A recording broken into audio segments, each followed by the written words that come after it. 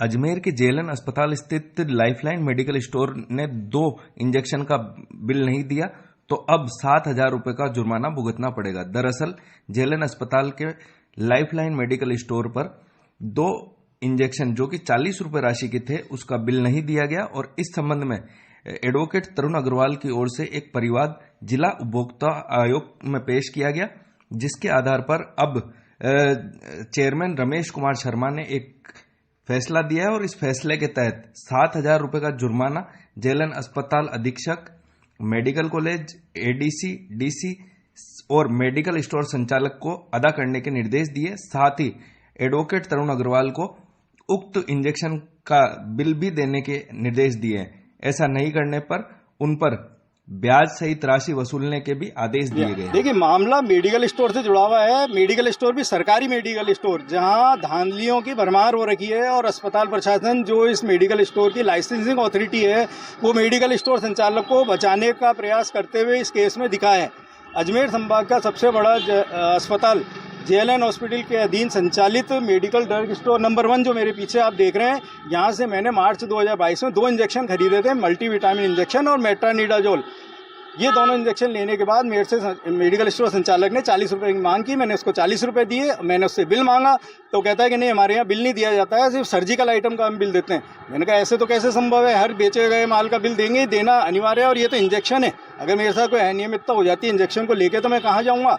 उन्होंने कहा नहीं, हम यहाँ बिल नहीं देंगे, आप चाहें जहाँ आप शिकायत कर सकते हैं।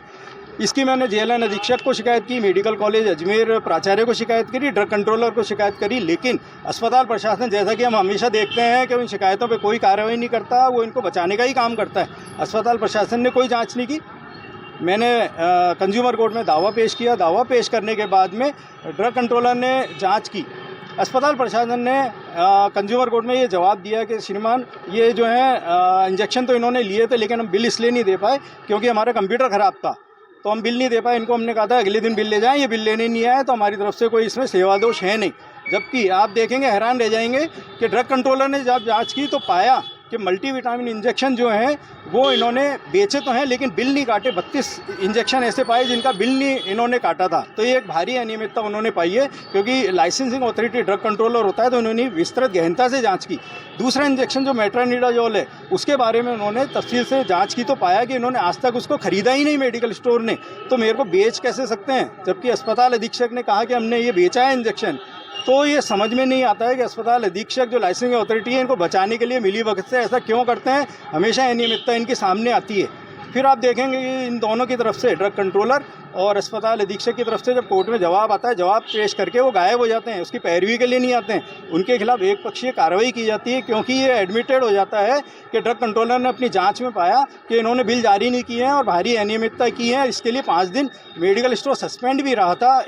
अजमेर के इतिहास में पहली बार होगा जब कोई सरकारी मेडिकल स्टोर बंद रहा होगा, लेकिन अधीक्षक के आंखों पर तब भी पट्टी बंदी रहती है, वो इसके खिलाफ कोई कार्रवाई करना की मंशा नहीं रखते हैं।